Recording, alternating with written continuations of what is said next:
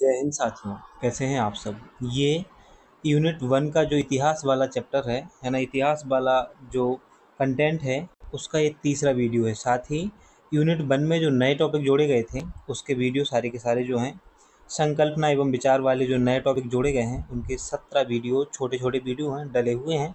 आप प्लेलिस्ट में जाएंगे और MPPSC यूनिट 1 के नाम से प्लेलिस्ट है, हिस्ट्री के नाम से, तो उसको आप देख सकते हो।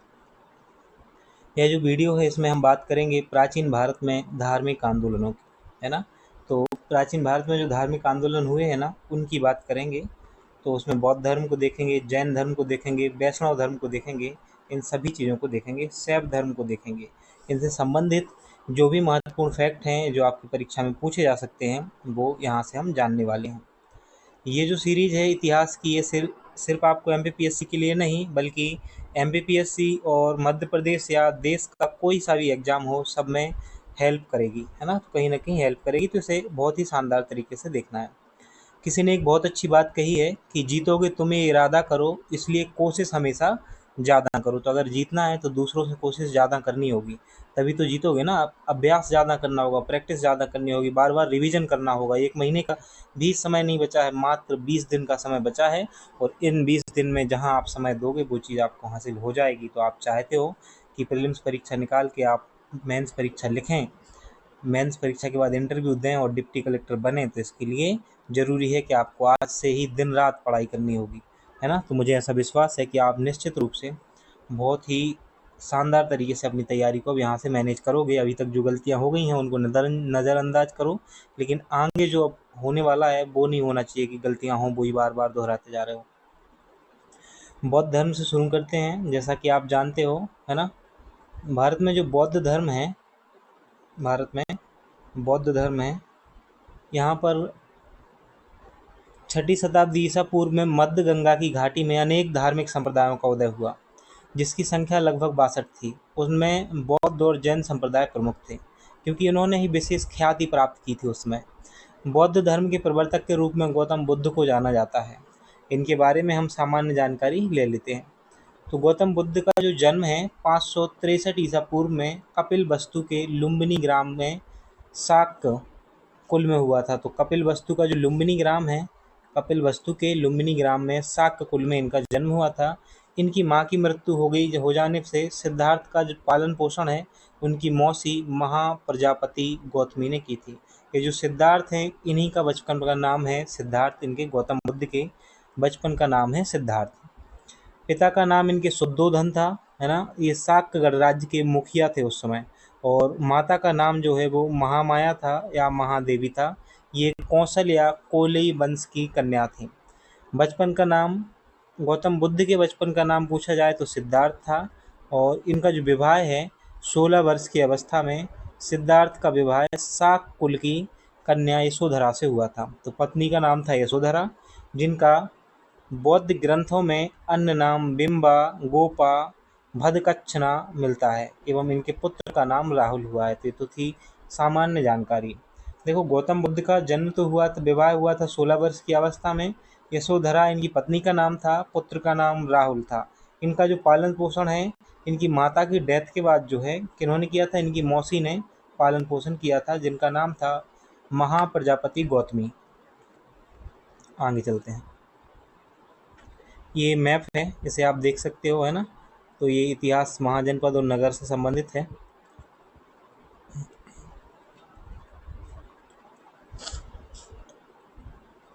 एक दिन क्या हुआ, गौतम बुद्ध को भ्रमण के दौरान 4 चीज़ें दिखाई दी जिससे उन्हें वैराग्य उत्पन्न हो गया। वैराग्य क्या होता है? वैराग्य होता है कि तमाम माया मोह को छोड़ देना, है ना।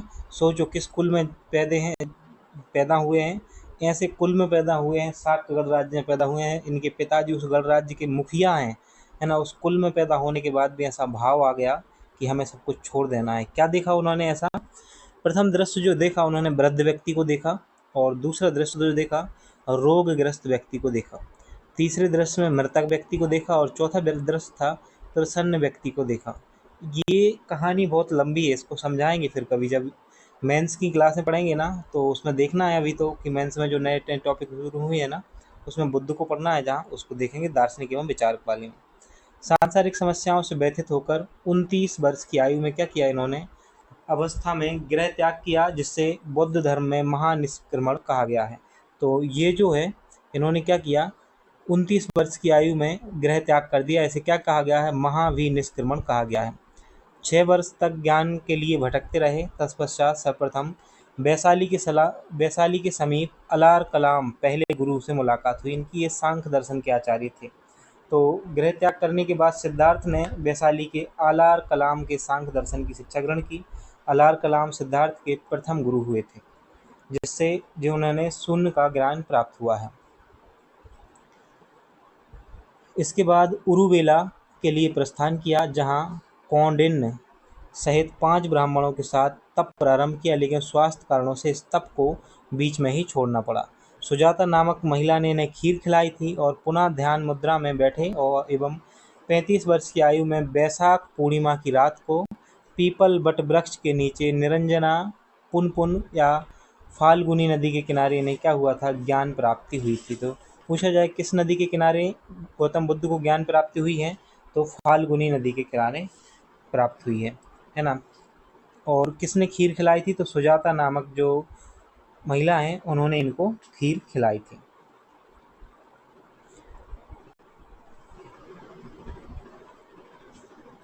इन्हें ज्ञान प्राप्ति जो है, ज्ञान प्राप्ति के बाद गौतम जो है वो बुद्ध कहलाए। फिर कौन से क्या कहलाए, गौतम बुद्ध कहलाने लगे।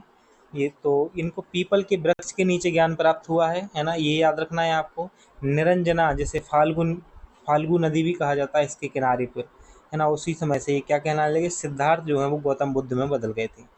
बुद्ध का अर्थ होता है ज्ञान प्राप्त होना। इसके अन्य नाम है शाक्यमुनि, तथागत भी कहा जाता है इन्हें, और महात्मा बुद्ध भी कहा जाता है। लाइट हाउस ऑफ एशिया के नाम से भी इन्हें जाना जाता है। तो महात्मा बुद्ध को लाइट हाउस ऑफ एशिया के नाम से जाना जाता है। उरुवेला में बुद्ध सारनाथ आए, उरुवेला से फिर बुद्ध सारनाथ आए, है ना। और बुद्ध ने अपना प्रथम उपदेश जो है वो कहाँ दिया था, सारनाथ में ही दिया था प्रथम उपदेश, जिसे बौद्ध ग्रंथों में धर्म चक्र प्रवर्तन के नाम से जाना गया है। तो बौद्ध का जो पहला उपदेश है वो धर्म चक्र प्रवर्तन के नाम से जाना जाता है। बौद्ध संघ का प्रवेश यहीं से हुआ है। बौद्ध धर्म का प्रथम अनुयायी तपसु एवं भल्लिक नामक 2 शूद्रों को बनाया है। तो बौद्ध धर्म का प्रथम अनुयायी तपसु और भल्लिक नामक 2 शूद्रों को बनाया गया। बुद्ध ने अपने जीवन के सर्वाधिक उपदेश कौशल देश की राजधानी श्रावस्ती में दिए हैं। अगर ये पूछा जाए कि बुद्ध ने अपने सर्वाधिक उपदेश कहाँ दिए हैं, तो श्रावस्ती में दिए हैं, और मगध को उन्होंने अपना प्रचार केंद्र बनाया था। बुद्ध के 5 शिष्य हुआ करते थे। उपाली व आनंद ये प्रधान शिष्य थे। अनिरुद्ध, सारिपुत्र और मोदगलायन, है ना, ये 5 शिष्य थे। बुद्ध के प्रसिद्ध अनुयायी शासक बिंबिसार। तो शासकों में याद रखना है आपको, बिंबिसार का नाम याद रखना है, प्रसन्नजीत का नाम याद रखना है, और उदयन का। ये बुद्ध के अनुयायी थे। 3 शासक बिंबिसार, प्रसन्नजीत एवं उदयन का नाम याद रखना है। महात्मा बुद्ध अपने जीवन के अंतिम पड़ाव में हिरण्यतवी नदी के तट पर स्थित कुशीनारा पहुँचे। यहीं पर 483 ईसा पूर्व में 80 वर्ष की अवस्था में उन्हें शरीर त्याग दिया, जिन्हें बुद्ध परंपरा में महापरिनिर्वाण कहा गया। मृत्यु से पूर्व कुशीनारा के परिव्राजक शुभच्छ को उन्होंने अपना अंतिम उपदेश दिया था। तो आपको महान परिनिर्वाण याद रखना है, क्योंकि जो मृत्यु है उसको महापरिनिर्वाण कहा गया है ना। और कहाँ पर, कुशीनारा में इन्होंने अपने प्राण त्याग दिए थे। किस नदी के तट पर, हिरण्यवती नदी के तट पर। तो एक बार दोबारा से इनका परिचय देख लेते हैं, फिर हम आगे बढ़ेंगे, है ना। कुछ महत्वपूर्ण चीज़ें हैं, यहाँ से क्वेश्चन बन सकता है। देखो, सबसे पहले हमने देखा गौतम बुद्ध का सामान्य परिचय में कि इनका जन्म 563 ईसा पूर्व में हुआ है। कहाँ पर, कपिल वस्तु के पास लुम्बिनी ग्राम में, शाक्य कुल में। इनकी जो माँ है, माँ की मृत्यु हो जाने से इनका जो पालन पोषण है वो मौसी महाप्रजापति गौतमी ने किया था। पिता का नाम शुद्धोधन था, है ना, और माता का नाम महामाया या माया देवी था।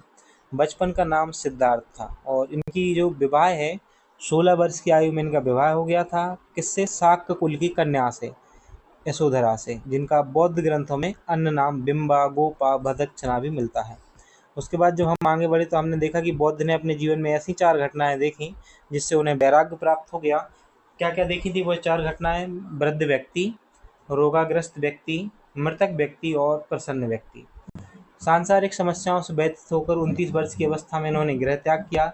इसको महाभिनिष्क्रमण कहा गया है ना। और गृह त्याग करने के बाद सिद्धार्थ ने वैशाली के अलार कलाम को अपना गुरु बनाया था, तो इनको याद रखना है ना। और राजगीर के रुद्रक रामपुत्र से शिक्षा भी ग्रहण की है। अलार कलाम के बाद सिद्धार्थ ने जो है वो रुद्रक रामपुत्र से भी शिक्षा ग्रहण की है। सुजाता नामक महिला ने इन्हें खीर खिलाई। ये पुनः ध्यान पर बैठे 35 वर्ष की आयु में, और बैसाखी पूर्णिमा की रात पीपल बट के वृक्ष के नीचे निरंजना पुनपुन व फाल्गु नदी के किनारे इन्हें ज्ञान प्राप्ति हुई। ज्ञान प्राप्ति के बाद गौतम बुद्ध कहलाए, और बुद्ध का अर्थ होता है ज्ञान प्राप्त करना। इनको इसके अन्य नाम हैं शाक्यमुनि, तथागत और महात्मा बुद्ध के नाम से भी जाना जाता है। साथ ही जो आपको सबसे ज़्यादा महत्वपूर्ण और विशेष रूप से याद रखना है वो ये है कि लाइट हाउस ऑफ एशिया के नाम से इनको जाना जाता है। साथ ही हमने यह भी देखा कि इन्होंने सारनाथ में अपना प्रथम उपदेश दिया, और सर्वाधिक उपदेश दिए हैं श्रावस्ती में। कहाँ पर? श्रावस्ती में सर्वाधिक उपदेश दिए हैं। इनके जो अनुयायियों में कुछ शासक भी इनके अनुयायी रहे हैं, जिसमें बिंबिसार, प्रसन्नजीत और उदयन का नाम याद रखना है। महात्मा बुद्ध ने अपने जीवन का अंतिम पड़ाव हिरण्यवती नदी के तट पर स्थित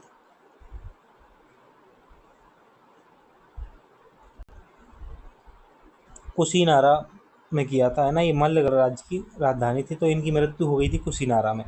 इसे ही महापरिनिर्वाण भी कहा जाता है। मृत्यु से पूर्व कुशीनारा के परिव्राजक सुभच्छ को उन्होंने अपना अंतिम उपदेश दिया था। अब हम आते हैं बौद्ध धर्म की शिक्षाओं पर। देखो, बौद्ध धर्म में 3 रत्न की बात की जाती है। ये 3 रत्न कौन कौन से हैं? बौद्ध धर्म में जो 3 रत्न हैं उसमें है बुद्ध, धम्म और संघ। एक एक करके हम देखते हैं इनको, है ना।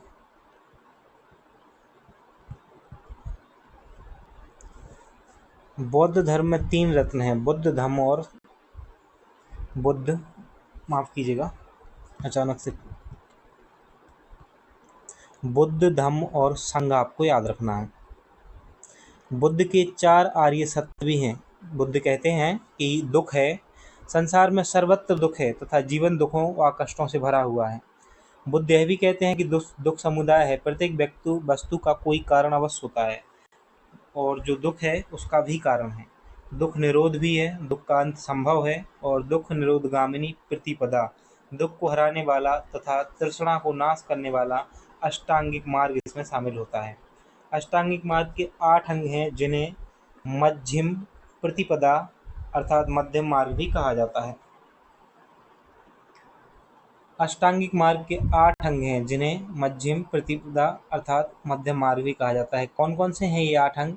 पहला है सम्यक दृष्टि, दूसरा है सम्यक संकल्प, तीसरा है सम्यक वाणी, चौथा है सम्यक कर्मांत, पांचवा है सम्यक आजीव, सम्यक व्यायाम छठवां, और सम्यक स्मृति सातवां, और सम्यक समाधि जो है ये 8वां है। ये बुद्ध ने जो है दुखों से बचने के लिए 8 उपाय बताए हुए हैं। अष्टांगिक मार्ग कहा जाता है इसे। बुद्ध के जीवन की घटनाओं को देखें तो जो महाभिनिष्क्रमण है, महाभिनिष्क्रमण, ये गृह त्याग की घटना को कहा जाता है महाभिनिष्क्रमण। और संबोधि जो है वो ज्ञान प्राप्ति होने की घटना है। निर्वाण भी जिसे कहा जाता है। धर्मचक्र परिवर्तन, उपदेश देने की घटना जो है इसे धर्मचक्र परिवर्तन कहा गया, और महापरिनिर्वाण को निर्वाण कहा गया है ना। तो ज्ञान प्राप्ति, बौद्ध साहित्य के 3 पिटक हैं, इनको भी समझ लेते हैं। तो एक तो है सुत्त पिटक, है ना। सुत्त पिटक में क्या होता है? बुद्ध के धार्मिक विचार और वचनों का संग्रह है। किसमें? सुत्त पिटक में। बुद्ध के जो धार्मिक विचार हैं और वचन हैं उनका संग्रह किया गया है सुत्त पिटक में। विनय पिटक की बात करें तो बौद्ध धर्म की विवेचना और नियमों का जो है वो वर्णन दिया गया है विनय पिटक में। किसका? बौद्ध धर्म की विवेचना और नियम का वर्णन है विनय पिटक में। और जो अभिधम्म पिटक है इसमें बुद्ध के दार्शनिक विचार हैं। तो आप कैसे याद रहेगा? सबसे पहले तो आप विनय पिटक याद रखा करो। देखो, विनय नियम, विनय नियम, विनय नियम, विनय नियम। तो बौद्ध धर्म की विवेचना और नियम इसमें है विनय पिटक में, है ना। दूसरा है आपका सुत्त पिटक, है ना। तो इसमें क्या है? बुद्ध धर्म के धार्मिक विचार और वचनों का संग्रह है। और अभिधम्म पिटक में बुद्ध के दार्शनिक विचार हैं, इसमें अभिधम्म पिटक में। बुद्ध साहित्य त्रिपिटक की रचना पाली भाषा में की गई है।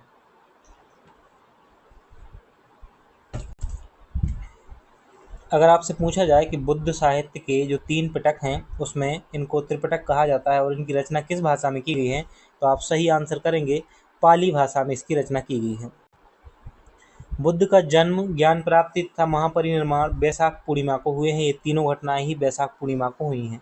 अपने प्रिय शिष्य आनंद के आग्रह पर बुद्ध ने वैशाली संघ में स्त्रियों के प्रवेश की अनुमति दी थी। किसके कहने पर? आनंद के कहने पर। मिलिंद पन्हो पुस्तक 100 ईस्वी पूर्व के एक बौद्ध काव्य है जिसमें भारतीय यूनानी राजा मिनेंडर प्रथम के प्रश्नों का उत्तर बौद्ध विद्वान नागसेन द्वारा दिया गया है। इसमें मिलिंद पन्हो में। बुद्ध अनात्मवादी थे परंतु पुनर्जन्म में विश्वास रखते थे। बुद्ध आत्मा को नहीं मानते थे लेकिन पुनर्जन्म को मानते थे। और शून्यवाद के प्रवर्तक नागार्जुन थे। कौन थे? नागार्जुन थे। विज्ञानवाद के प्रवर्तक मैत्रेयनाथ थे। सुत्त पिटक को प्रारंभिक बौद्ध का धर्म का इंसाइक्लोपीडिया कहा जाता है। किसको? सुत्त पिटक को, जो प्रारंभिक बौद्ध है,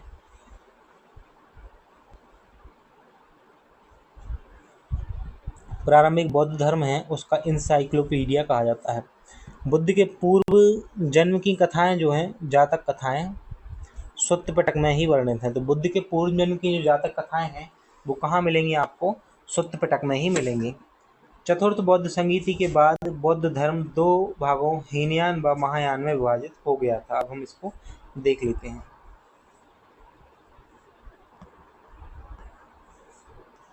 तो बौद्ध संगीतियों को देख लेते हैं पहले तो, है ना, उसके बाद फिर हम आगे बढ़ेंगे।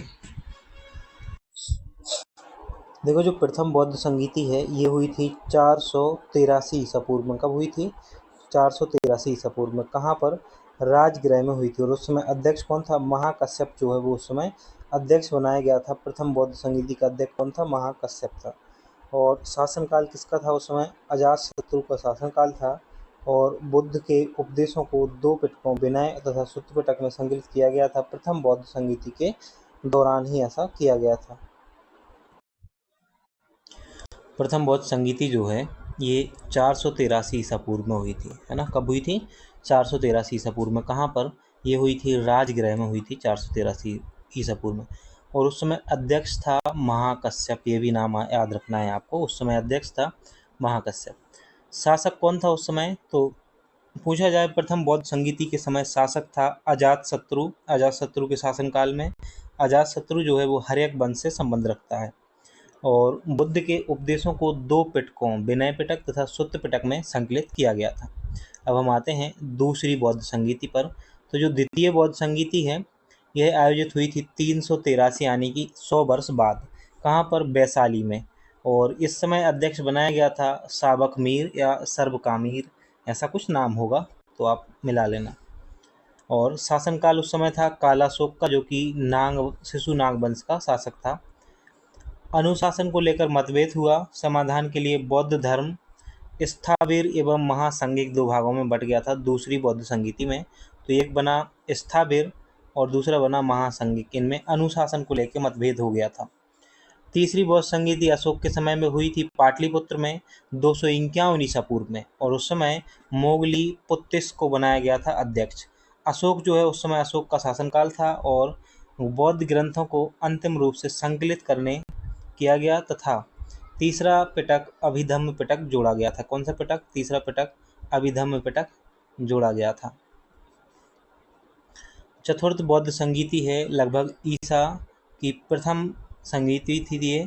तो ईसा की प्रथम शताब्दी में चतुर्थ बौद्ध संगीति हुई। कहाँ पर? कुंडलवन कश्मीर में। यहाँ पे 2 लोग अध्यक्ष बनाए गए थे, वसुदेव एवं अश्वघोष, है ना। तो अश्वघोष शायद उपाध्यक्ष थे, वसुमित्र जो थे वो अध्यक्ष थे। कनिष्क के समय शासक था। कुषाण वंश का शासन चल रहा था और बौद्ध धर्म 2 संप्रदायों में बट गया था। एक तो हीनयान और एक महायान में विभाजित हो गया था। अब कुछ महत्वपूर्ण चीज़ों को और देखेंगे आप बौद्ध धर्म से संबंधित। तमिल भाषा के शिल्पाधिकारम और मणिमेखले नामक गौरव ग्रंथ में धर्म बौद्ध धर्म से संबंधित है। तो जो तमिल भाषा का शिल्पाधिकारम है ना, और मणिमेखले है, ये किससे संबंधित हैं? तो ये बौद्ध धर्म से संबंधित हैं। गांधार कला महायान शाखा के अंतर्गत अस्तित्व में है। तो गांधार कला महायान शाखा के अंतर्गत अस्तित्व में है। वहीं बौद्ध धर्म ने समाज के 2 वर्गों स्त्रियों और शूद्रों को जोड़कर एक महत्वपूर्ण प्रभाव छोड़ा है। मैत्रेय को बौद्धों के विश्वास के अनुसार गौतम बुद्ध का अगला अवतार माना जाता है। किसको? मैत्रेय को जो है वो बुद्धों का अगला अवतार माना जाता है, मैत्रेय। वहीं भारत में सबसे बाद में लिखा गया बौद्ध ग्रंथ वामसाथ पाकसिनी था। क्या था? वामसाथ पाकसिनी था। ये बौद्ध ग्रंथ है जो भारत में सबसे बाद में लिखा गया है। यह 10वीं शताब्दी में लिखा गया है। बौद्ध अनुयायियों के लिए पाल शासक धर्मपाल ने प्रसिद्ध विक्रमशिला विश्वविद्यालय की स्थापना की थी।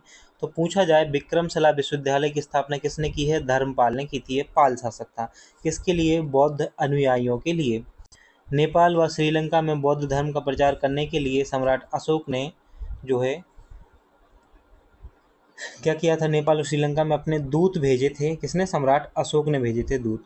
तिब्बत में बौद्ध धर्म का प्रचार करने के लिए बौद्ध भिक्षु पद्मसंभव गए थे। कौन? पद्मसंभव। वहीं बुद्ध ने 10 सीलों के अनुशीलन को नैतिक जीवन का आधार बताया है। कौन कौन से हैं वो 10 सील?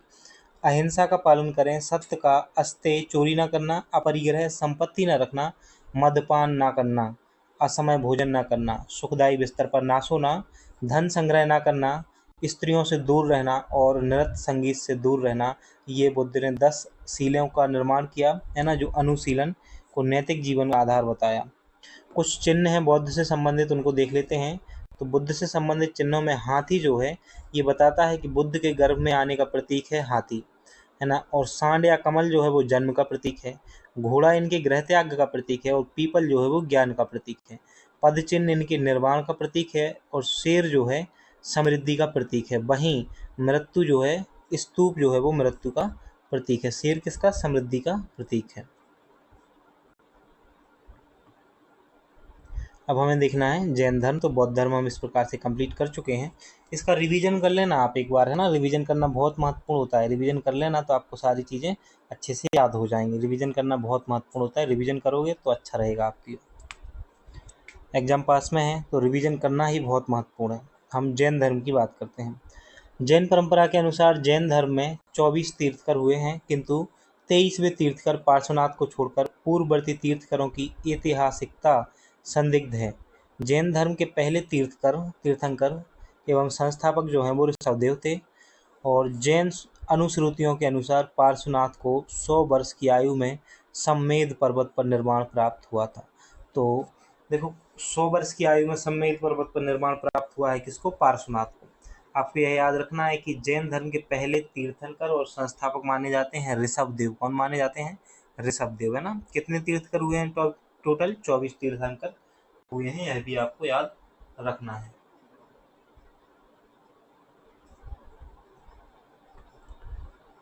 पार्श्वनाथ द्वारा प्रतिपादित 4 महाव्रत इस प्रकार हैं: सत्य, अहिंसा, अपरिग्रह और अस्तेय। कौन कौन से हैं?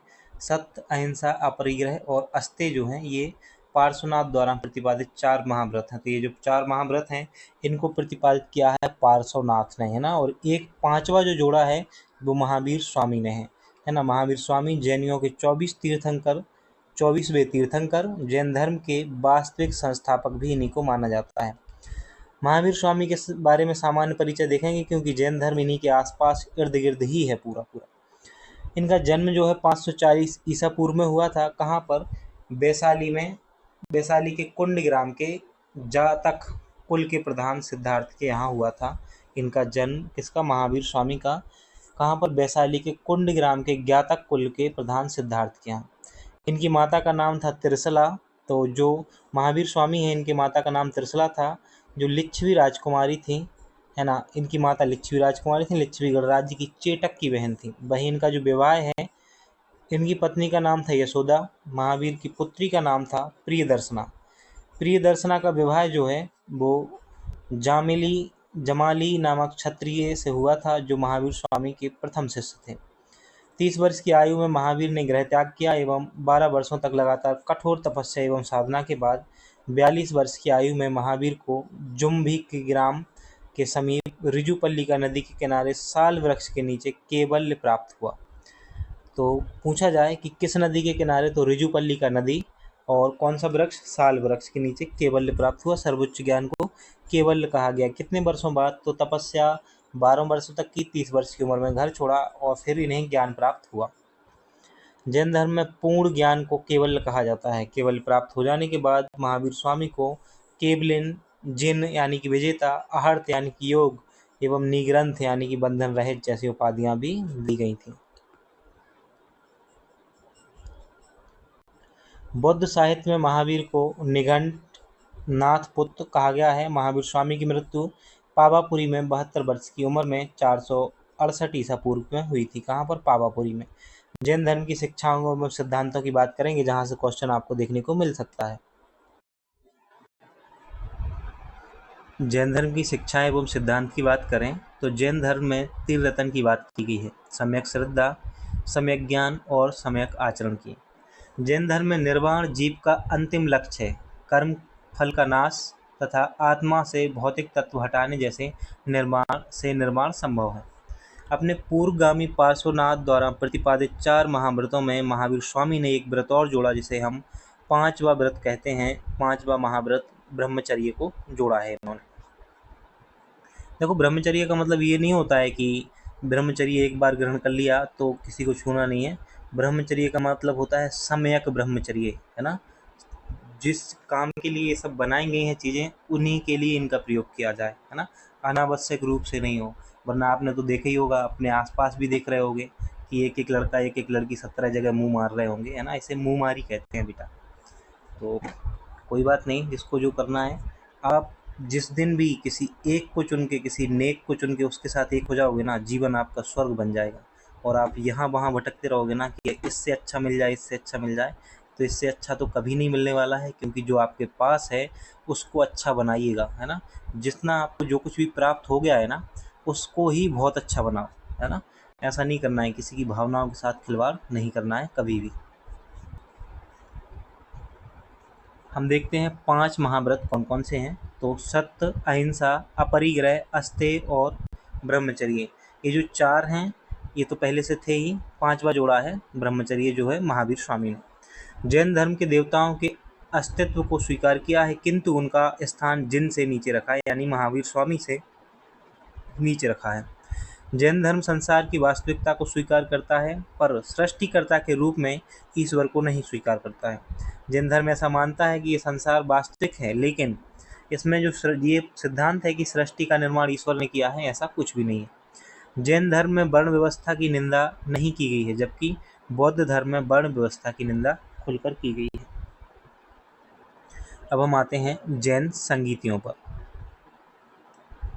देखो, हमने अभी क्या देखा कि 4 प्रकार के जो ब्रह्मचर्य व्रत, 4 प्रकार के व्रत हैं, उनको तो दिया था पार्श्वनाथ ने, और एक दिया किसने? महावीर स्वामी ने। अब हम आते हैं जैन संगीतियों पर। तो पहली जो जैन संगीति है ये हुई थी 300 ईसा पूर्व में। एक तो ये समय याद रखना है, 300 ईसा पूर्व में पहली बौद्ध संगीति, माफ कीजिएगा, जैन संगीति हुई थी। कहाँ पर? पाटलिपुत्र में हुई थी पहली बौद्ध संगीति। पहली बौद्ध संगीति में अध्यक्ष था, वो बनाए गए थे स्थूलभद्र को। शासक बनाया गया था चंद्रगुप्त मौर्य, बनाया गया नहीं था उस समय, था शासक चंद्रगुप्त मौर्य। और क्या हुआ इस समय? 12 अंगों का प्रणयन, जैन धर्म का 2 भागों में विभाजन, श्वेतांबर व दिगंबर पहली ही संगीति के दौरान हुआ था, है ना। उस समय चंद्रगुप्त मौर्य शासक हुआ करता था, अध्यक्ष था स्थूलभद्र, और पाटलिपुत्र में ये आयोजित हुई थी। दूसरी जो जैन संगीति है ये 512 ईसा में आयोजित हुई, और कहाँ पर? बल्लवी में। इस समय अध्यक्ष बनाया गया था देवर्धि, है ना, और भानुगुप्त जो है शासक था। तो पहली जैन संगीति में चंद्रगुप्त मौर्य शासक था और दूसरी में भानुगुप्त। पहली वाली में स्थूलभद्र अध्यक्ष बनाया गया, दूसरी में देवर्घि बनाया गया। दूसरी बौद्ध संगीति में जो विशेष रहा है, जैन धर्मों को, ग्रंथों को अंतिम रूप से संकलित कर लिपिबद्ध किया गया था, दूसरी बौद्ध संगीति में ही ऐसा किया गया है। जैन धर्म में संलेखना से तात्पर्य है उपवास द्वारा शरीर का त्याग, और ऐसा किसने किया था? चंद्रगुप्त मौर्य ने किया था। चंद्रगुप्त मौर्य ने श्रवण बेलगोला में संलेखना विधि द्वारा ही अपने शरीर त्याग दिए थे, है ना। और कालांतर में जैन धर्म 2 समुदायों में विभाजित हुआ। एक था तेरापंथी, जिसे श्वेतांबर कहा गया, और एक था समैया, जिसे दिगंबर कहा गया। तो तेरापंथी, श्वेतांबर और समैया दिगंबर। भद्रवाहु एवं उनके अनुयायियों को दिगंबर कहा जाता था। तो जो भद्रवाहु थे एवं उनके जो अनुयायी थे उन्हें दिगंबर कहा गया, और ये दक्षिणी जैनी कहलाए। वहीं स्थूलभद्र एवं स्थूलभद्र के जो अनुयायी थे उनको श्वेतांबर कहा गया। क्या हुआ था, मगध में एक बार अकाल पड़ा जब, तो कुछ लोग मगध को छोड़ के चले गए थे। उनमें भद्रबाहु और उनके अनुयायी शामिल थे, इनको दिगंबर कहा गया। वहीं जो स्थूल भद्र के साथ रुक गए थे ना, जो श्वेत वस्त्र धारण करने लगे, उनको श्वेतांबर कहा गया। और बाद में इनकी बहुत निंदा भी हुई कि संकट के समय इन्होंने जो है जिस त्याग को अपनाया उसे छोड़ दिया, ऐसा हुआ। लेकिन अब वर्तमान में इस दोनों ही पथ जो हैं वो चल रहे हैं। श्वेतांबर श्वेत वस्त्र धारण करते हैं और दिगंबर नग्न जीवन व्यतीत करते हैं, है ना। देखो क्या है, अब ये दार्शनिक चीज़ें कुछ ऐसी हैं जिन्हें हम मेंस के समय में समझेंगे बहुत अच्छे से। अभी उन पे चर्चा ना करें, क्योंकि अभी हमारा बहुत सारा समय चला जाएगा अगर हम चर्चा करेंगे, वरना हमारा मन तो इतना करता है कि आपको ऐसी ऐसी चीज़ें समझाएं, है ना। जैन धर्म और बौद्ध धर्म में बहुत कुछ है ऐसा सीखने को, बहुत कुछ, कि आप जिसे जितनी बार पढ़ो ना उतनी बार कम है। लेकिन इसका कौन सा पक्ष, दार्शनिक पक्ष पढ़ना है। दक्षिण भारत में राष्ट्रकूट राजाओं ने जैन धर्म का प्रचार प्रसार किया। तो पूछा जा सकता है कि दक्षिण भारत में किसने जैन धर्म का प्रचार प्रसार किया है, तो याद रखना है राष्ट्रकूट राजाओं ने। जबकि उत्तर भारत में जैनों के दो प्रमुख केंद्र उज्जैन एवं मथुरा हुआ करते थे। दिलवाड़ा में जैन तीर्थकरों जैसे आदिनाथ, नेमिनाथ, खजुराहो में पार्श्वनाथ, आदिनाथ आदि मंदिर हैं। तो दिलवाड़ा में किसके मंदिर हैं, आदिनाथ और नेमिनाथ का, और खजुराहो में पार्श्वनाथ और आदिनाथ का मंदिर बना हुआ है। वैदिक मंत्रों, ऋग्वेद में केवल दो तीर्थकरों ऋषभदेव और अरिष्टनेमि का उल्लेख मिलता है। तो वैदिक मंत्रों के द्वारा ऋग्वेद में जो मंत्रों में जो है ऋषभदेव और अरिष्टनेमि का उल्लेख हमें मिलता है। महावीर को दिए गए मौलिक सिद्धांत 14 प्राचीन ग्रंथों में संकलित हैं। तो महावीर के द्वारा जो मौलिक सिद्धांत दिए गए हैं वो 14 प्राचीन ग्रंथों में संकलित हैं। इन ग्रंथों को पूर्व कहा जाता है। क्या कहा जाता है, पूर्व कहा जाता है। जैन मठों को बसादी कहा जाता है। तो जो जैन मठ होते हैं उसको बसादी कहा जाता है। महावीर के 11 प्रमुख शिष्यों में को गंधर्व कहा जाता है। गंधर्व का अर्थ है विद्यालयों का प्रधान, मॉनिटर, क्लास मॉनिटर। जैन धर्म ग्रंथ अर्धमगधी भाषा में लिखे गए हैं। पूछा जाए जैन धर्म के जो ग्रंथ हैं वो किस भाषा में लिखे गए हैं, तो अर्धमगधी में लिखे गए हैं। कुछ ग्रंथों की रचना अपभ्रंश में भी हुई है और बोलचाल की भाषा इस समय प्राकृतिक थी। कौन सी थी, प्राकृतिक भाषा, बोलचाल की भाषा थी। देखो जैसे हमने देखा था कि जैन धर्म के समय कौन कौन से शासक इसके अनुयायी थे, वैसे ही जैसे बौद्ध धर्म के समय देखा था ना, ऐसे ही जैन धर्म का भी समर्थन किया है कुछ शासकों ने, जिसमें उदयन, तो उदयन का नाम हमने वहाँ भी देखा था, बिंबुसार का भी देखा था। अजातशत्रु, चंद्रगुप्त मौर्य, बिंबुसार और खारवेल जो है जैन धर्म के समर्थक माने जाते हैं। चंपा के शासक दधिवाहन की पुत्री चंदा महावीर की पहली महिला भिक्षुणी बनी थी। तो चंपा के जो शासक थे दधिवाहन, इनकी पुत्री थी एक, कौन, चंदा, और ये महावीर स्वामी की पहली महिला भिक्षुणी बनी थी। जैनियों ने अपने पवित्र ग्रंथों के लिए सामूहिक रूप से अंग शब्द का प्रयोग किया है। तो जैनों के जो ग्रंथ होते हैं उसको अंग शब्द से पुकारा जाता है। और अंगों की संख्या कितनी बताई गई है, 12 बताई गई है कि 12 अंग हैं। अब हम जैन धर्म के जो तीर्थंकर हैं 24, उनके नाम देख लेते हैं एक बार कौन कौन से हैं। पहले तीर्थंकर हैं ऋषभदेव। पहले जो तीर्थंकर हैं वो हैं ऋषभदेव।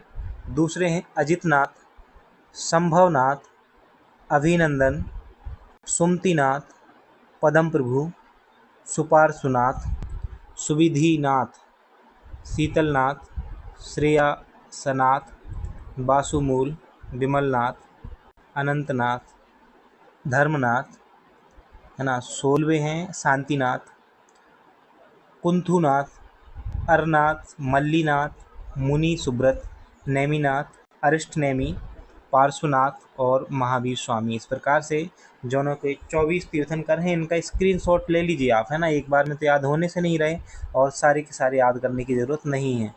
आपको जो याद रखने हैं उनमें आप देख लो। एक तो ऋषभदेव का नाम याद रखना है, मल्लीनाथ का नाम याद रखना है, नेमिनाथ का नाम याद रखना है, अरिष्टनेमि का नाम याद रखना है, पार्श्वनाथ और महावीर स्वामी का नाम याद रखना है। अब हम आते हैं शैव धर्म पे। शैव धर्म पे आए उससे पहले हम थोड़ा सा एक बार और जो है वो जैन धर्म को समझ लेते हैं कि क्या क्या महत्वपूर्ण चीज़ें थी।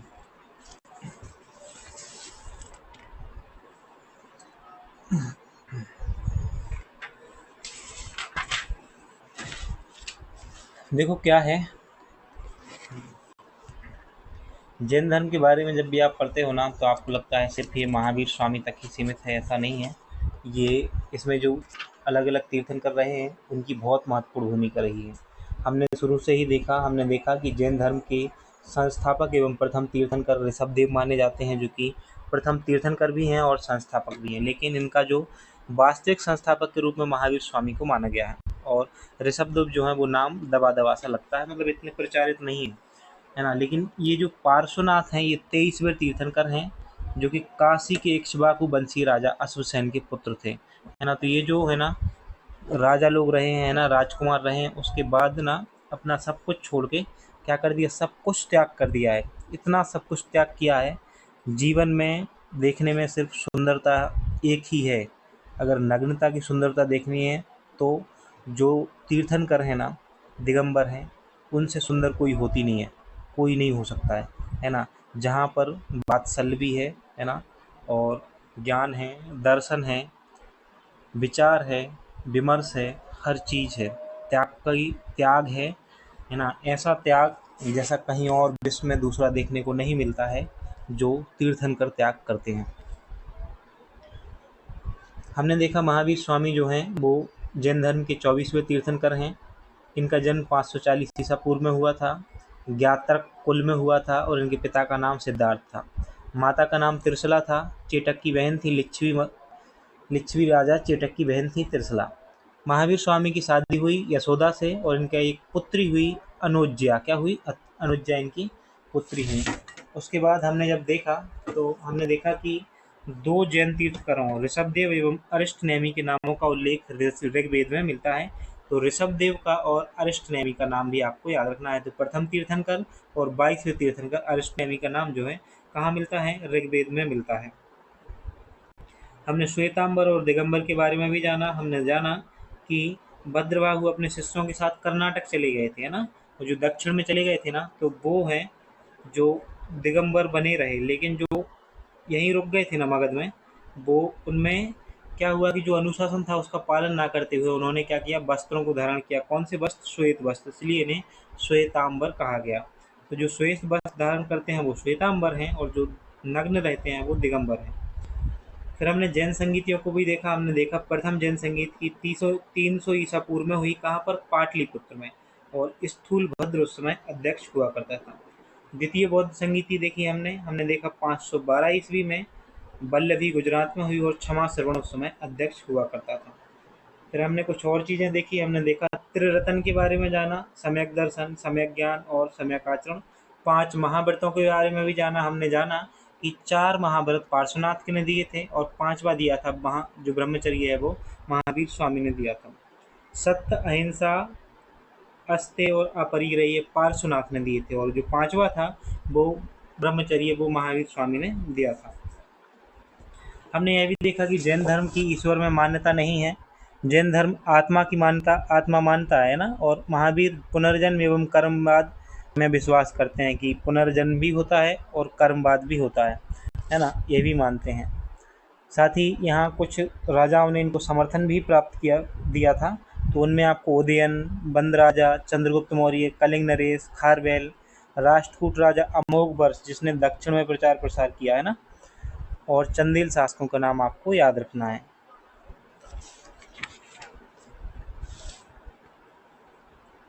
बिहार राज्य के पावापुरी राजगीर में इनकी मृत्यु हो गई थी, यह भी हमने देखा। इसके साथ ही अब हम आगे बढ़ते हैं, और आ गए हम शैव धर्म को। अब हम समझने वाले हैं किसको? शैव धर्म को समझेंगे। देखो क्या है, भगवान शिव की पूजा करने वालों को शैव एवं शिव से संबंधित धर्म को शैव धर्म कहा जाता है। जो भगवान शिव की पूजा करते हैं ना, उनसे इसमें क्या है, शिव का उल्लेख एक श्रेष्ठ देवता के रूप में बताया गया है। मेगस्थनीज ने ईसा पूर्व 4वीं शताब्दी में शैव मत का उल्लेख किया था।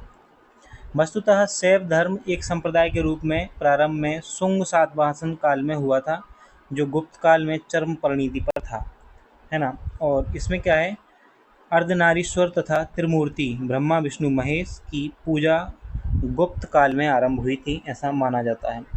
अथर्ववेद में शिव को भव, सर्व, पशुपति और भूपति कहा गया है। वहीं लिंग पूजा का जो पहला स्पष्ट वर्णन है मत्स्य पुराण में हमें मिलता है, यह भी आपको याद रखना है। अर्धनारीश्वर की मूर्ति शिव एवं पार्वती परस्पर परस्पर तादात्म्य पर आधारित हैं। ऐसी पहली मूर्ति का निर्माण गुप्त काल में हुआ है। शिव की प्राचीनतम मूर्ति गुंडी मल्लम लिंग रेनगुटा से मिली है। तो शिव की जो प्राचीनतम मूर्ति है वो गुंडी मल्लम, तो एक शब्द ही याद रख लो बस, गुंडी मल्लम है ना, गुंडी मल्लम से मिली है। शैव संप्रदायों का प्रथम उल्लेख पतंजलि की महाभाष्य में शिव भागवत नामक नाम से हुआ है। वहीं वामन पुराण में शैव संप्रदाय की संख्या 4 बताई गई है। कौन कौन से शैव संप्रदाय बताए गए हैं वामन पुराण में, तो देखते हैं। पहला है शैव संप्रदाय शैव, दूसरा है पाशुपत, तीसरा है कापालित और चौथा है कालामुख।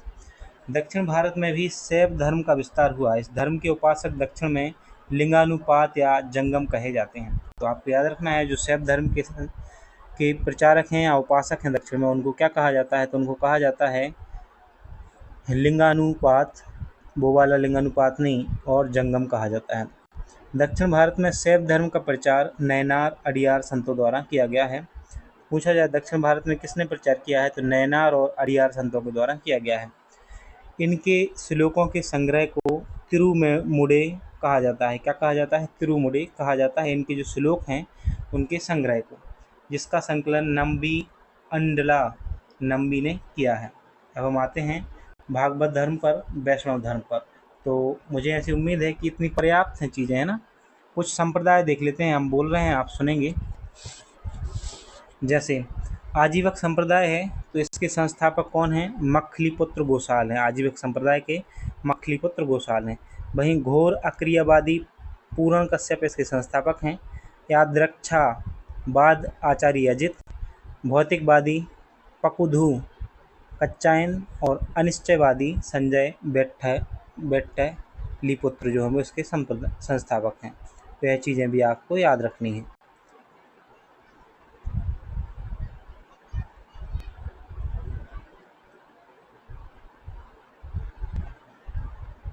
अब हम आते हैं भागवत धर्म पर। भागवत धर्म का जो उद्भव है, भागवत धर्म का उद्भव मौर्योत्तर काल में हुआ था। कब हुआ था, मौर्योत्तर काल में भागवत धर्म का उद्भव हुआ था। इस धर्म के विषय में प्रारंभिक जानकारी उपनिषदों से मिली है। कहाँ से मिली है, उपनिषदों से मिली है। इसका विकास भागवत धर्म से हुआ। नारायण के पूजक मूलतः पंचरात्र कहे जाते हैं। तो इसके संस्थापक वासुदेव कृष्ण थे, जो वृषणी वंशीय यादव कुल के थे। और छांदोग्य उपनिषद में श्री कृष्ण का उल्लेख सर्वप्रथम मिलता है। किसमें, छांदोग्य उपनिषद में।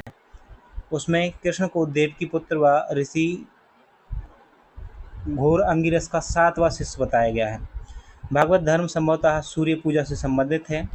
भागवत संप्रदाय के मुख्य तत्व भक्ति और अहिंसा है। विष्णु के 10 अवतारों का उल्लेख मत्स्य पुराण में मिलता है। कौन कौन से हैं वो 10 अवतार, देख लेते हैं।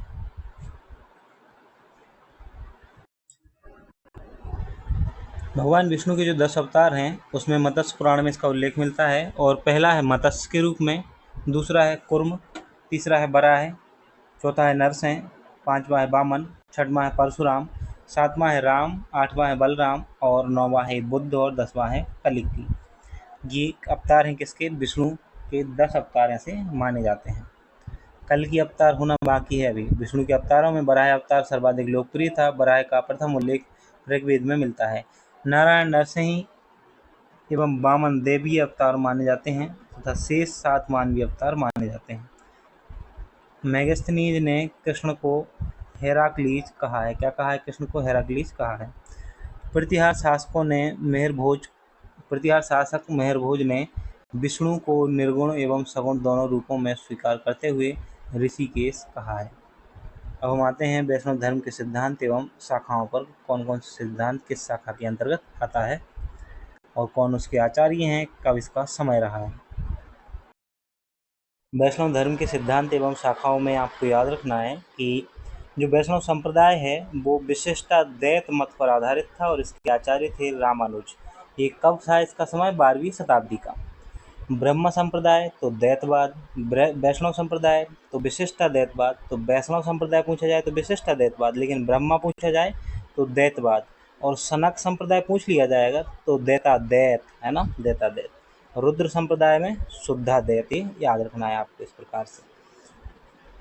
देखो, ब्रह्म संप्रदाय के जो आचार्य हैं वो माधव हैं। कौन है? माधव। वहीं रुद्र संप्रदाय में वल्लभाचार्य और विष्णु स्वामी, और सनक संप्रदाय में निम्बकार हैं, जो उनका नाम याद रखना है विशेष रूप से। अब हम देखेंगे जो भारत में प्राचीन काल में भारत में विदेशी आक्रमण हुए हैं ना, बाह्य आक्रमण, उनके बारे में समझेंगे। प्राचीन भारत पर आक्रमण को हम दो प्रकार से बांट कर देखते हैं। एक तो हकमनी, इसे हखामनी पढ़ते हैं, है ना, हकमनी बोलते हैं, ईरानी आक्रमण। वहीं दूसरा पढ़ना है यूनानी आक्रमण। तो सबसे पहले हम ईरानी आक्रमणों को देखेंगे। भारत पर प्रथम विदेशी आक्रमण जो है ईरान के हकमनी वंश के राजाओं ने किया था। किसने किया था? ईरान के हकमनी वंश के राजाओं ने पहली बार भारत पर आक्रमण किया था। भारत पर पहला विदेशी आक्रमण था। पश्चिम एशिया के सर्वाधिक शक्तिशाली शासक जेड्रोसिया के रेगिस्तान मार्ग से होकर भारत पर असफल आक्रमण का प्रयास किया। दारा प्रथम द्वारा भारत पर सफल आक्रमण किया गया, जो साइरस का उत्तराधिकारी था। तो पूछा जाए कि भारत पर किसने पहला विदेशी सफल आक्रमण किया था, तो दारा प्रथम ने। क्या होगा सही आंसर? दारा प्रथम, दारे बहु जिसे कहा जाता था, उसने। किसका उत्तराधिकारी था? साइरस का उत्तराधिकारी था। दारा प्रथम के 3 अभिलेखों बेहिस्तून, पर्सिपोलिस एवं नक्शे रुस्तम से यह ज्ञात होता है कि उसी के द्वारा सर्वप्रथम सिंधु नदी के तटवर्ती भूभागों पर अधिकृत भी किया गया था, उसके द्वारा। पारसिकों का अंतिम शासक दारा तृतीय था, जिसे यूनानी शासक सिकंदर द्वारा अरबेला के युद्ध में पराजित किया गया। इस प्रकार भारत पर ईरानी आधिपत्य समाप्त हो गया था। तो याद रखना है कि जो ईरानी शासक है पर्सियों को, ये अंतिम शासक था। कौन सा? दारस तृतीय। और इसे किसने पराजित किया था? तो अरबेला के युद्ध में, जो कि 331 ईसा पूर्व हुआ था, सिकंदर ने इसे पराजित किया था। किसने किया था? सिकंदर ने इसे पराजित किया था। ये आपको याद रखना है। अब हम देखते हैं ईरान आक्रमण का भारत पर प्रभाव क्या पड़ा था। ईरान आक्रमण से प्रभाव ये पड़ा कि विदेशी व्यापार को प्रोत्साहन मिला। समुद्री मार्ग की खोज से ईरानी आक्रमण के फलस्वरूप दाईं से बाईं ओर लिखी जाने वाली खरोष्टी लिपि का पश्चिम उत्तर भारत में विकास हुआ। ईरानियों का अराइमेक लिपि का प्रचार प्रसार हुआ यहाँ पर, और अभिलेख उत्कीर्ण करने की प्रथा भी प्रारंभ हुई थी। पारसिक छत्र प्रणाली का प्रयोग भारत में शक व कुषाण शासकों के द्वारा किया गया था। अब हम यूनानी आक्रमण को समझेंगे। यूनानी शासक सिकंदर का भारत पर आक्रमण। मकदूनिया का शासक था सिकंदर। आक्रमण हुआ 326 ईसा पूर्व में। आपको ये बताना है कि ये किसका शिष्य था, है ना। सिकंदर का गुरु कौन था? आप जरूर जानते होंगे, अगर आपने पॉलिटिकल साइंस पढ़ी है अच्छे से तो जरूर आप जानते होंगे इसके बारे में, या फिर आपने सिकंदर के बारे में पढ़ा है, या फिर इनके गुरु के बारे में ही अकेले पढ़ा होगा, तब भी सिकंदर का नाम वहाँ पर आया होगा। भारत विजय अभियान के तहत सिकंदर बल्ख को जीतने के लिए पश्चात काबुल होते हुए हिंदू कुश पर्वत खैबर दर्रा पार कर भारत आया था। तो पूछा जाता है कई बार कि भारत में उसने कहाँ से प्रवेश किया था, तो खैबर दर्रा से प्रवेश किया था। ये दर्रा पूछा जाता है अक्सर। सिकंदर का सबसे प्रसिद्ध युद्ध झेलम नदी के तट पर पौरस राजा पोरस के साथ हुआ था। तो पौरव राजा पोरस के साथ हुआ था, जिसमें पोरस की पराजय हुई थी। ये बहुत महत्वपूर्ण युद्ध है ना। पूछा जाए कि यह युद्ध कहाँ हुआ था, तो यह बितस्ता के युद्ध, जिसे हाइडेस्पीस का युद्ध के नाम से भी जाना जाता है। उसकी सेना ब्यास नदी के पश्चिमी तट को पार करने से मना करने के उपरांत सिकंदर विजित प्रदेशों को अपने सेनापति को सौंपकर भारत से लौट गया था।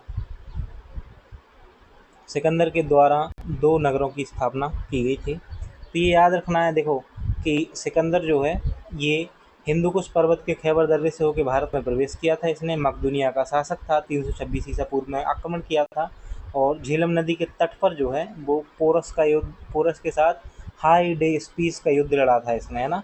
तो पूछा जाता है किस नदी के तट पर, तो झेलम नदी के तट पर। याद रखना है, इस युद्ध को बितस्ता का युद्ध कहा जाता है, हाइडेस्पीस का युद्ध कहा जाता है। अब हम आते हैं आगे। जो सिकंदर ने 2 शहर बसाए थे, उनमें एक है निकैया, जिसे विजय प्राप्त के उपलक्ष्य में, और एक है बऊ के फला। ये है अपने प्रिय घोड़े के नाम पर, उसके प्रिय घोड़े का नाम था बऊ के फला। सिकंदर की मृत्यु 323 ईसा पूर्व में बेबीलोन में 33 वर्ष की अवस्था में हो गई थी। यूनानी आक्रमणों का क्या प्रभाव रहा भारत पर, तो देखते हैं।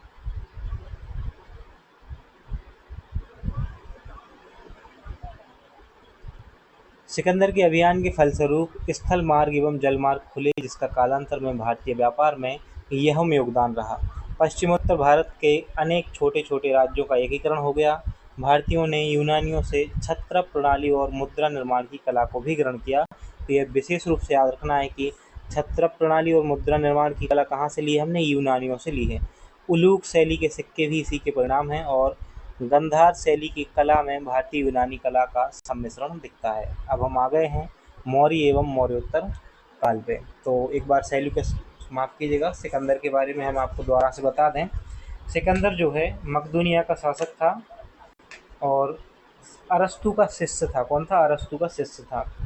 ये सेल्यूकस निकेटर इसका सेनापति था और इसने हाइडेस्पीज यानी कि झेलम वितस्ता के युद्ध लड़ा है और पोरस को हराया था। सिकंदर की सेना ब्यास नदी के पश्चिमी तट पर तो पहुंची, लेकिन वहां से उसने पार करने से मना कर दिया और लौट गया फिर सिकंदर वहीं से। सिकंदर का जल सेनापति था नियारकस। कौन था? सिकंदर का जल सेनापति का नाम याद रखना है आपको, नियारकस। और उसके प्रिय घोड़े का नाम था बउकेफला। क्या है? बउकेफला। इसके नाम पर क्या है? शहर भी उसने बसाया है और एक शहर बसाया है नकैया, यह भी याद रखना है। अब हम आते हैं सीधे मौर्य साम्राज्य पे। तो सिकंदर के पिता का नाम भी आप याद रख सकते हो, फिलिप, है ना? ज़रूरत नहीं है लेकिन याद रखने की। तो अब हम मौर्य साम्राज्य पर आते हैं सीधे। देखो, मौर्य एवं मौर्योत्तर साम्राज्य दोनों पढ़ रहे हैं। सबसे पहले मौर्य वंश से संबंधित जानकारी का जो स्रोत है, साहित्यिक साक्ष्य में जानकारी मिलती है मौर्यों के बारे में, अर्थशास्त्र में, मुद्रा राक्षस में और बौद्ध एवं जैन ग्रंथों में। वहीं विदेशी विवरण में मैगस्थनीज, स्ट्रेबो और कॉर्टियस के विवरण से जानकारी मिलती है। पुरातात्विक साक्ष्य में अशोक के अभिलेख, जूनागढ़ का गिरना अभिलेख और मुद्रा पंचमार्क जो है, इनसे साक्ष्य मिलते हैं। अब हम आते हैं मौर्य वंश की स्थापना से शुरू करते हैं चीज़ें और संपूर्ण मौर्य वंश और विशेष करके जो महत्वपूर्ण शासक हैं उनको भी देखेंगे, कला, इन सब की चीज़ें देखेंगे जो जो चीज़ें महत्वपूर्ण हो सकती हैं। तो मौर्य वंश की स्थापना की बात करेंगे। मौर्य वंश की जो स्थापना है, नंद वंश के शासक घनानंद को पराजित करके चंद्रगुप्त मौर्य ने की थी। इनके गुरु चाणक्य जो थे, इनकी सहायता से इन्होंने मौर्य वंश की स्थापना की। और किसको पराजित किया था? घनानंद को पराजित किया था। कब? 322 ईसा पूर्व में। तो सबसे पहले हम चंद्रगुप्त मौर्य के बारे में जानेंगे। इनका कार्यकाल रहा है 322 से 298 ईसा पूर्व, ये याद रखना है आपको।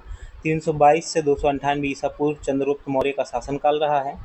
चंद्रगुप्त मौर्य का जो साम्राज्य है, उत्तर पश्चिम में ईरान, फारस से लेकर पूर्व में बंगाल तक, उत्तर में कश्मीर से लेकर दक्षिण में उत्तरी कर्नाटक, मैसूर तक विस्तृत था। 305 ईसा पूर्व में चंद्रगुप्त मौर्य ने यूनानी शासक सेल्यूकस निकेटर को हराया था। कब? 305 में। इसके फलस्वरूप संधि होने पर सेल्यूकस ने चंद्रगुप्त से 500 हाथी लेकर बदले में area, Herat, Arachosia, Kandahar, Gedrosia एवं पेरापनीसडाई काबुल के क्षेत्रों को भाग को दे दिया था। सेल्यूकस ने अपनी पुत्री जो हेलेना थी का विवाह चंद्रगुप्त से किया था। सेल्यूकस ने अपने राजदूत मैगस्थनीज को चंद्रगुप्त के दरबार में भेजा था। तो सेल्यूकस ने किसको भेजा था? मैगस्थनीज को भेजा था, राजदूत को। और मैगस्थनीज ने ही इंडिका पुस्तक लिखी हुई है। चंद्रगुप्त मौर्य के दक्षिण विजय की जो जानकारी है वो तमिल ग्रंथ एहनानूर जो है उसमें मिलती है। और मुरनानूर और एहनानूर जो तमिल ग्रंथ हैं, इनमें चंद्रगुप्त मौर्य के दक्षिण विजय की वर्णन मिलता है।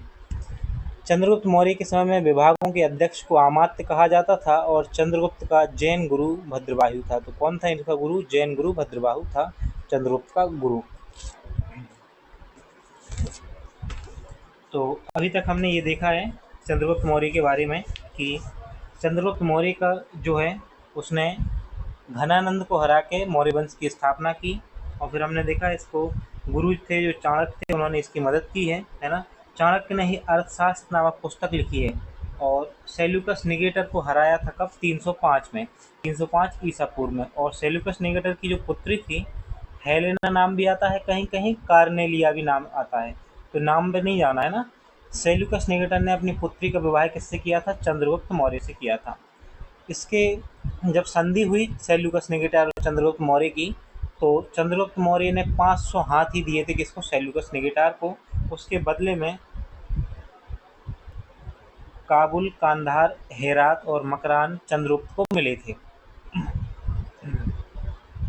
चंद्रगुप्त मौर्य ने जैन गुरु भद्रबाहु से जैन धर्म की दीक्षा ली थी। और जो इंडिका पुस्तक है वो किसकी है? मेगास्थनीज की है। तो इंडिका पुस्तक से किसके बारे में जानकारी मिलती है? मौर्य साम्राज्य के बारे में जानकारी मिलती है।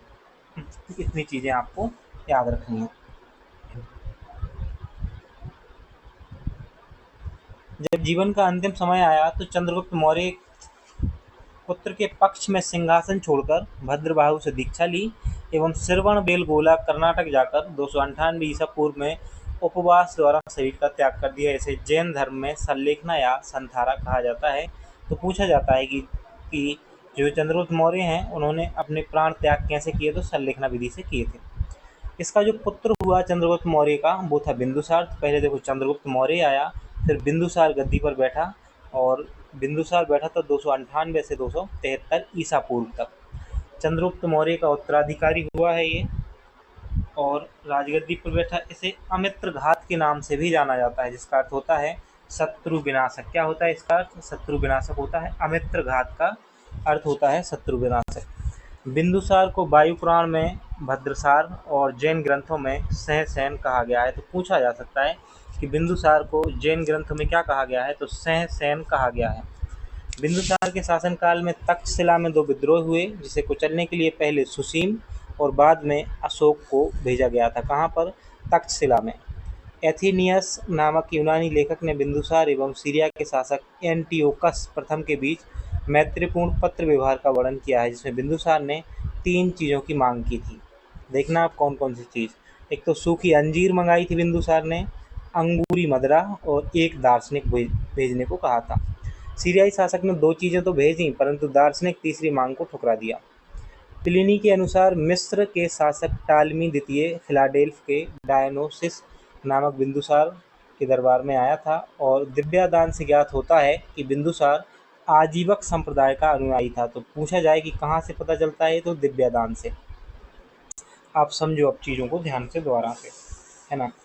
देखो हमने क्या देखा है? हमने देखा है कि बिंदुसार जो है वो चंद्रगुप्त मौर्य का उत्तराधिकारी था। 298 ईसा पूर्व में इसे गद्दी मिली थी और 273 ईसा पूर्व तक ये बैठा रहा था गद्दी पर। उसके बाद हमने देखा कि इसका एक और नाम है जिसे अमित्र घात के नाम से बुलाया जाता है और अमित्र घात का अर्थ होता है शत्रु विनाशक। फिर हम आगे बढ़े तो हमने देखा कि ये आजीवक संप्रदाय से संबंधित रखता है, आजीवक संप्रदाय का अनुयायी है। आजीवक संप्रदाय की स्थापना किसने की थी? मक्खली पुत्र गोसाल ने की थी। यह भी आपको याद रखना है कि आजीवक संप्रदाय की जो स्थापना है वो मक्खली पुत्र गोसाल ने की थी। वायु पुराण में बिंदुसार को भद्रसार कहा गया है। किसमें? वायु पुराण जो है उसमें बिंदुसार को भद्रसार कहा गया है। वहीं जैन ग्रंथों में क्या कहा गया है? अभी हमने देखा है ना, तो जल्दी से कमेंट करके बताइए। जैन ग्रंथ में सहसैन कहा गया है। क्या कहा गया है? सहसैन कहा गया है। बिंदुसार के शासनकाल में तक्षशिला में 2 विद्रोह हुए, जिसे किसके लिए इसको विद्रोह खत्म करने के लिए किन्हें भेजा था? सुसीम को और अशोक को भेजा था बिंदुसार ने।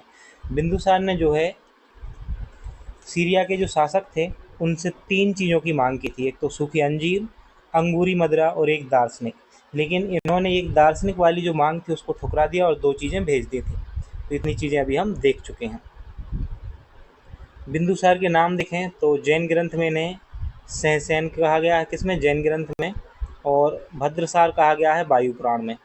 अमित्रोकेटस कहा गया है यूनानी लेखकों में और अलीड्रोकेटस कहा गया है स्ट्रेबो ने कहा है अलीड्रोकेटस। अब हम आते हैं सीधे अशोक पर पहुंचते हैं, है ना। देखो बहुत सारा कंटेंट कंप्लीट करना है तो थोड़े फास्ट तो चलना पड़ेगा, है ना। देखो बिंदुसार की जब मृत्यु हुई तो उसके बाद जो उसका पुत्र था अशोक वो राजगद्दी पर बैठा। कब? 269 ईसा पूर्व से 232 ईसा पूर्व तक के लिए। ये बहुत ही महत्वपूर्ण शासक है और इसके बारे में जानना बहुत ज़्यादा महत्वपूर्ण है। बिंदुसार का सहेली अनुश्रुति के अनुसार अशोक ने अपने 99 भाइयों की हत्या करके सिंहासन प्राप्त किया। बिंदुसार की मृत्यु के समय अशोक उज्जैन में राज्यपाल था। तो जब पूछा जाए कि बिंदुसार की जब मृत्यु हुई तो अशोक कहाँ था? तो उस समय राज्यपाल में उज्जैन में था, है ना, राज्यपाल के रूप में कार्य कर रहा था। अशोक को उसके अभिलेखों में प्रायः देवनाम प्रिय और देवनाम प्रियदर्शी, देवों का प्यारा की उपाधि दी गई है। पुराणों में उसे अशोकवर्धन, दीपवंश में करमोली, कहा गया है। तो पूछा जाए पुराणों में क्या कहा गया है अशोक को, तो कहा गया है अशोक वर्धन। वहीं दीपवंश में करमोली कहा गया है। अशोक ने अपने राज्यवासी के 8वें वर्ष में 261 ईसा पूर्व में कलिंग पर आक्रमण किया, कलिंग की राजधानी तोसली पर अधिकार कर लिया और 13वें अभिलेख में कलिंग युद्ध के बारे में विस्तृत से जानकारी मिलती है। कलिंग युद्ध में हुए नरसंहार से विचलित होकर अशोक ने अपनी नीति को हमेशा के लिए बदल दिया, सदा त्याग। कलहड़ की जो राजतरंगिणी है उससे पता चलता है कि उसका अधिकार कश्मीर पर भी था। तो कलहड़ ने जो राजतरंगिणी लिखी है उससे क्या पता चलता है, उससे पता चलता है कि अशोक का अधिकार कश्मीर पर भी था। देखो कैसे पता चलता है कहाँ किसका अधिकार था। जैसे मान लो कोई लेखक है वो पश्चिम बंगाल के हैं और दूसरे लेखक हैं गुजरात के, अगर दोनों की ही चीज़ों में मिल रहा है कि यहाँ पे शासन किया है और वहाँ पे भी शासन किया है, इसका मतलब है कि पश्चिम बंगाल से लेकर गुजरात तक शासन रहा होगा। ऐसे ही हमें कश्मीर के बारे में जानकारी मिलती है किससे, राजतरंगिणी से जो कलहड़ ने लिखी है, और उसमें बताया गया है कि अधिकार रहा है किसका, कश्मीर तक अशोक का अधिकार रहा है। अशोक ने कश्मीर में श्रीनगर तथा नेपाल में देवपतनम नामक नगर बसाया था। तो जो श्रीनगर है वो अशोक ने ही बसाया था श्रीनगर को, और नेपाल में देवपत्तनम नामक नगर बसाया था। अशोक ने उपगुप्त नामक बौद्ध भिक्षु से बौद्ध धर्म की दीक्षा ली। तो यह भी पूछा जा सकता है कि अशोक ने किससे बौद्ध धर्म की दीक्षा ली थी, उपगुप्त से बौद्ध धर्म की दीक्षा ली थी अशोक ने। अशोक ने अपने शासन के 10वें वर्ष में सर्वप्रथम बोधगया की यात्रा की और 20वें वर्ष में लुम्बिनी ग्राम में वह केवल 1/8 भाग पर कर के रूप में लेने की घोषणा की। नेपाल की तराई में अशोक के 2 अभिलेख रुमेनदेई और निंगलिबा स्तंभ प्राप्त हुए हैं। वहीं रुमेनदेई अभिलेख से मौर्यकालीन अर्थव्यवस्था की जानकारी मिलती है। तो पूछा जा सकता है कि मौर्यकालीन अर्थव्यवस्था की जानकारी किस अभिलेख से मिलती है, तो रुमेनदेई अभिलेख से मिलती है। राज्याभिषेक से संबंधित जो मास्की से लघु शिलालेख मिला है ना, उसमें अशोक ने स्वयं को बुद्ध शाक्य कहा है। क्या कहा है, बुद्ध शाक्य कहा है। अशोक के शिलालेखों को सर्वप्रथम जेम्स प्रिंसेप ने पढ़ा था। किसने, तो अशोक के शिलालेख को पढ़ने में सबसे पहले किसने सफलता प्राप्त की, 1837 में जेम्स प्रिंसेप ने जो है वो सफलता प्राप्त की थी। अशोक के शिलालेखों में वर्णित विषय वस्तु की बात करें तो अशोक का जो पहला शिलालेख है, कौन सा, अशोक का पहला शिलालेख है, इसमें पशु बलि की निंदा की गई है। तो अशोक का पहला शिलालेख पशु बलि की निंदा करता है, और जो दूसरा शिलालेख है वो पशु चिकित्सा एवं मानव चिकित्सा व्यवस्था तथा विदेशों में धम्म प्रचार का उल्लेख मिलता है दूसरे अभिलेख से। तीसरा अभिलेख है, इसमें राजकीय अधिकारी, युक्तक, राजयुक्त और प्रादेशिक को हर 5वें वर्ष राज्य भ्रमण करने का आग्रह किया गया है। जो चौथा शिलालेख है इसमें बताया गया है कि धर्माचरण के भेरीनाथ द्वारा धम्म का उद्घोष। और जो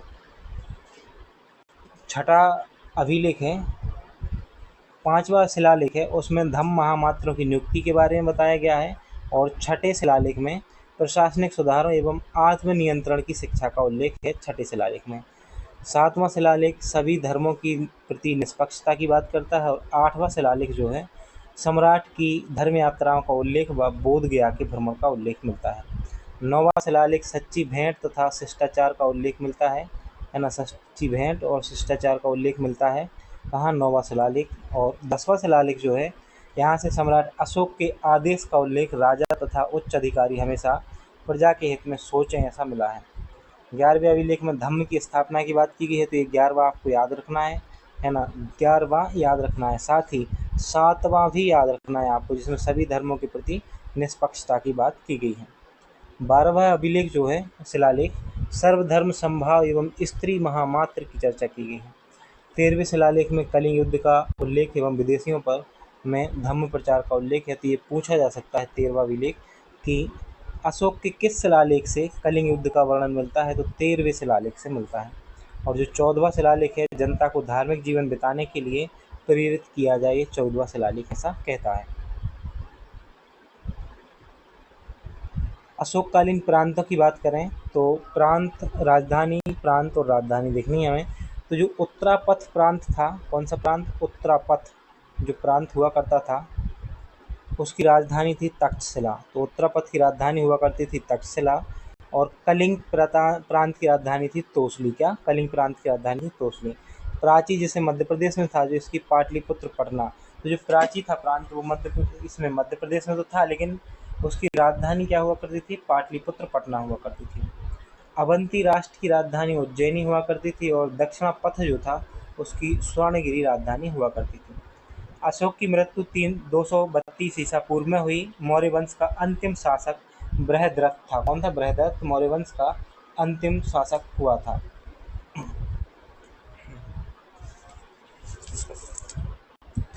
तो आपको इतनी चीज़ें याद रखनी है अशोक के बारे में, है ना। अशोक के बारे में ये सारी की सारी जानकारी कहीं से भी क्वेश्चन बन सकता है। तो यह भी याद रखना है कि मौर्य वंश का अंतिम शासक कौन था? बृहद्रथ को मौर्य वंश का अंतिम शासक कहा जाता है। अब हम आते हैं मौर्य साम्राज्य की प्रशासनिक व्यवस्था पर। तो कौटिल्य ने राज्य की सप्तांग विचारधारा का प्रतिपादित किया है। राज्य के 7 अंग हैं। कौन कौन से? एक तो राजा होगा। राज्य के 7 अंगों में बताया गया है कि जो राज्य के 7 अंग होंगे उसमें एक राजा होगा, अमात्य होगा, जनपद होगा, दुर्ग होगा, कोष होगा, दंड, बेला या सेना होगी और मित्र होंगे। कौटिल्य कहते हैं कि जो राजा है वो सिर के समान होगा, है ना, सिर जैसा। अमात्य आँखें हैं, जनपद जांघ है, दुर्ग बाहें हैं, कोष जो है वो मुख है, दंड, बेला या सेना जो है वो मस्तिष्क है और मित्र जो है वो कान है। मौर्य राज्य की मुद्रा पण थी। तो यह भी याद रखना है कि मौर्य साम्राज्य की मुद्रा को क्या कहा जाता था? तो पण कहा जाता था मौर्य साम्राज्य की मुद्रा को। आहार या विषय विषयपति के अधीन होता था। तो जो आहार और विषय है वो विषयपति के अधीन होता था। जिले का प्रशासनिक अधिकारी शासक स्थानिक था, जो सर्महर्ता समाहर्ता के अधीन था। अर्थशास्त्र के अनुसार मौर्य काल में उच्चाधिकारी तीर्थ कहलाते थे। जो उच्चाधिकारी होते थे उस समय वो तीर्थ कहलाते थे। प्रशासन की सबसे छोटी इकाई विशेष रूप से याद रखना है ग्राम, तथा प्रमुख अधिकारी ग्रामीणी हुआ करता था। तो मौर्य काल में जो प्रशासन की सबसे छोटी इकाई थी वो ग्राम हुआ करती थी और प्रमुख अधिकारी जो है वो ग्रामीणी था। प्रशासन में 2 तरह के न्यायालयों की चर्चा की गई है। एक तो धर्मस्थीय और एक था कंटक शोधन। गुप्तचरों को गूढ़ पुरुष कहा जाता था। तो मौर्य काल में गुप्तचरों को गूढ़ पुरुष तथा इसके प्रमुख अधिकारी को सर्व महामात्य कहा जाता था। गुप्तचरों को, है ना। समाज में वेश्यावृत्ति की प्रथा जो है वो प्रचलित थी तथा उसे राजकीय संरक्षण भी प्राप्त था। स्वतंत्र रूप से वेश्यावृत्ति करने वाली स्त्रियां रूपजीवा कहलाती थीं। इनके कार्यों का निरीक्षण गढ़ी का अध्यक्ष करता था। तो वेश्यावृत्ति प्रचलित थी मौर्य समाज में, है ना। और जो स्वतंत्र रूप से वेश्यावृत्ति करती थी उनको रूपजीवा कहा जाता था और इनका जो निरीक्षण करता था वो कौन था? गढ़ी का अध्यक्ष कहलाता था। इनके लिए भी देखो, इनके निरीक्षण के लिए एक गढ़ी का अध्यक्ष एक अलग से पद बनाया गया था। तो मतलब समझ पा रहे हो ना कि इन चीज़ों को पहले से कितना वो दिया जा रहा था कि हाँ इनको बढ़ाया जाए आगे। अच्छा, आपको क्या लगता है कि वेश्या, जो भी इस वीडियो को देख रहे हो आप बताना, क्या वेश्यावृत्ति को कानूनी अधिकार मिलना चाहिए, है ना, या नहीं मिलना चाहिए? जैसे कभी कभी बात उठ जाती है, न्यूज़ में आपको देखने को मिलता होगा कि वेश्यावृत्ति अपराध नहीं है, ऐसे कानूनी अधिकार मिलना चाहिए, है ना। तो आपको क्या लगता है कि ऐसा होना चाहिए कि नहीं होना चाहिए? तो आप इस पर कमेंट जरूर करिएगा। संभ्रांत घर की स्त्रियां प्रायः घरों में रहती थीं। कौटिल्य ने ऐसी स्त्रियों को अनिष्कासिनी कहा है। तो जो स्त्रियां घरों में रहती थी ना, संभ्रांत स्त्रियां, उनको अनिष्कासिनी कहा गया है। और राज्य की भूमि की व्यवस्था करने वाला प्रधान अधिकारी सीता अध्यक्ष था। तो भूमि अधिकारी कौन था? सीता अध्यक्ष था। कौटिल्य के अर्थशास्त्र के अनुसार अदेव मात्रक वह भूमि होती थी जिसके में बिना वर्षा के भी अच्छी खेती होती है, उसे अदेव मात्रक कहा जाता है। वहीं राज्य की अर्थव्यवस्था कृषि, पशुपालन और वाणिज्य पर आधारित थी, जिन्हें सम्मिलित रूप से वार्ता कहा जाता था। मुद्राओं का परीक्षण करने वाला अधिकारी को रूप दर्शक कहा जाता था। तो देखो यहाँ से क्या क्या याद रखना है, पहले तो ये समझो आप। हम देख रहे हैं मौर्य साम्राज्य का प्रशासनिक व्यवस्था में सबसे पहले हमने सप्तांग सिद्धांत देखा जो कौटिल्य ने दिया है। हमने देखा कि इसमें एक राजा होता है, अमात्य होता है, जनपद होता है, दुर्ग होता है, कोष, दंड और मित्र होता है। फिर हम जब आगे बढ़े तो हमने देखा मौर्य राज्य की मुद्रा पण थी। तो पण याद रखना है आपको। और फिर याद रखने हैं कुछ अधिकारियों के नाम। जैसे मौर्य काल में जो उच्च अधिकारी हुआ करते थे उनको तीर्थ कहते थे। क्या? तीर्थ। पूछा जाए कि सबसे छोटी इकाई क्या थी प्रशासन की, तो ग्राम आप सही आंसर करोगे। और प्रमुख अधिकारी क्या था ग्राम का? तो ग्रामीणी जो है वो प्रमुख अधिकारी था। पूछ लिया जाए कि मौर्य काल में न्यायालय कितने प्रकार के थे, कैसे किस तरह के थे, तो 2 प्रकार के, एक धर्मस्थयी और एक थे कंटक शोधक। पूछ लिया जाए कि मौर्य काल में जो गूढ़ पुरुष हैं, इसका प्रमुख अधिकारी कौन होता था, तो सर्व महामात्र प्रमुख अधिकारी होता था। अब हम आते हैं आगे।